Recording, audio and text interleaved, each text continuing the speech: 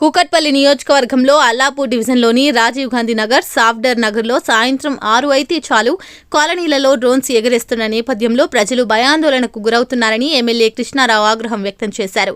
GHMC revenue పేరిట నోటీసులు ఇచ్చి రాత్రి సమయాలలో డ్రోన్లతో సర్వే చేస్తూ ప్రజల్లో కొత్త భయాన్ని సృష్టిస్తున్నారని, ఇలాంటివి ఉపేక్షించేది లేదని ఎమ్మెల్యే కృష్ణారావు అన్నారు.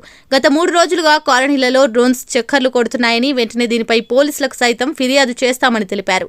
కూకట్పల్లి నియోజకవర్గంలో 20 రోజుల వ్యవధిలోనే 2 వ్యక్తులు చనిపోవడం ఆందోళన కలిగించే విషయమని, ఎవరు కూడా భయపడాల్సిన పని లేదని, తమకందరికీ ఎమ్మెల్యేగా ఎప్పుడూ అండగానే ఉంటానని భరోసా ఇచ్చారు. ఊర్లలో పొలాలు అమ్ముకొని వచ్చి ఇక్కడ ఇండ్లు కొన్న నిరుపేదలు ఎంతోమంది ఉన్నారని, వారిని హైడ్రా పేరిట భయాందోళనకు గురి చేస్తే ఉపేక్షించేది లేదని ప్రభుత్వాన్ని హెచ్చరించారు.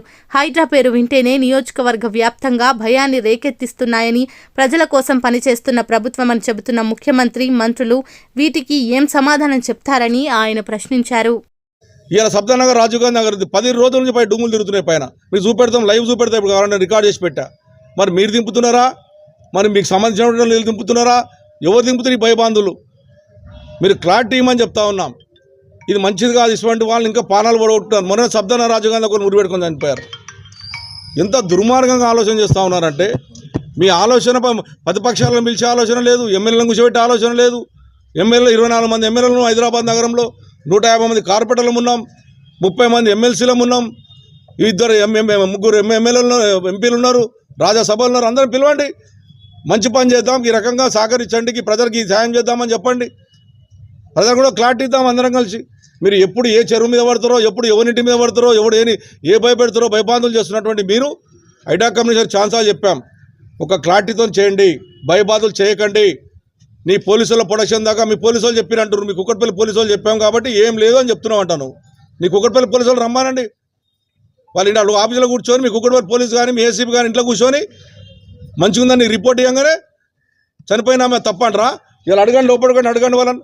ఏ ఇన్స్పెక్టర్ వచ్చి అడిగిండో, ఏసీపీ వచ్చి అడిగిండో? ఇది మంచిది కాదు, ఈ మంచి పద్ధతి కాదు. ఇది హైదరాబాద్ నగరంలో ప్రజలు భయభ్రాంతులు చేస్తూ ఉన్నావు. ఇది మంచిది కాదని చెప్పి హెచ్చరిస్తూ ఉన్నాను. ఇది మళ్ళీ ఒకసారి జరిగితే ఇక మీరు ఫ్యూచర్లో మీరేం ఆలోచన చేస్తారో చేసుకోవాలి. ఇది భయంకరమైన పరిస్థితి. దీనికి ముఖ్యమంత్రి గారు సమాధానం చెప్పాలి. మీరు అర్జెంటుగా, ఎమర్జెన్సీగా, ఇమ్మీడియట్గా చేయాలనుకున్న పనిని ఎమ్మెల్యేల మీటింగ్ పెట్టండి, సభ పెట్టండి. నేను ముఖ్యమంత్రిగా డిమాండ్ చేస్తూ ఉన్నాను. దీన్ని ఆపండి. మొత్తం అందరు కూర్చోబెట్టి న్యాయబద్ధంగా ప్రజలకు ఏ ఇబ్బంది జరగకుండా, ప్రజలకు అన్యాయం జరగకుండా చేద్దామంటే చెప్పండి, అందరం కూర్చుందాం. హైదరాబాద్ నగరం డెవలప్ చేయడానికి మేము కూడా సహకరిస్తాం. కానీ హైదరాబాద్ ప్రజలు ప్రాణాలు పోతే ఊకునే ప్రసక్తి లేదని చెప్పి నేను గవర్నమెంట్ హెచ్చరిస్తూ ఉన్నాను.